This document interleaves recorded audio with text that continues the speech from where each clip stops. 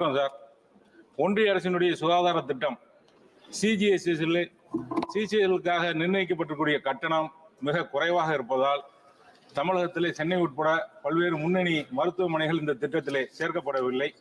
அனைத்து சிகிச்சைகளுக்கும் இந்த பணம் விடுவிக்கப்படுவதில்லை. ஆனால் சிகிச்சைக்கான கட்டணத்தை உயர்த்தி இன்றைய காலகட்டத்திற்கு ஏற்றவாறு அந்த கட்டணத்தை உயர்த்தி அனைத்து மருத்துவமனைகளும் இந்த திட்டத்திலே சேர்க்க வேண்டும் என்று கேட்டுக்கொள்கிறேன். என்னுடைய பாராளுமன்ற தொகுதிக்கு உட்பட்ட ராமநாதபுரம் மாவட்டம் பரமக்குடியிலே அஞ்சலக பிரிப்பகம் 1984 40 ஆண்டுகளாக சிறப்பான முறையிலே செயல்பட்டு வருகின்றது.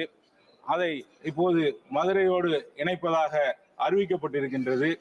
பரமக்குடி ரயில் நிலையத்திற்கும் பேருந்து நிலையத்திற்கும் அருகிலே இந்த பிரிப்பகம் RMS அலுவலகம் 40 ஆண்டுகளாக சிறப்பான முறையில் செயல்படுவதால் அந்த தபால்களை அங்கே வாங்குவதற்கும் பிரித்து அனுப்புவதற்கும் வசதியாக இருக்கின்றது. மாலை நேரங்களிலே செயல்படுவதால் அங்கே பணியில் முடித்துவிட்டு தபால்களை அனுப்புவதற்கு வசதியாக இருந்தது. கிட்டத்தட்ட பதிவு தபாலும் சரி, விரைவு தபாலும் 2500 3500 தபால்கள் தினந்தோறும் அந்த அலுவலகத்திலே கையாண்டு வருகின்றார்கள். ஆனால் மதுரையோடு இணைக்கக்கூடிய அந்த திட்டத்தை கைவிட்டு விட்டு பரமக்குடி RMS அலுவலகத்தை தொடர வேண்டும் என்று கேட்டுக்கொள்கின்றேன்.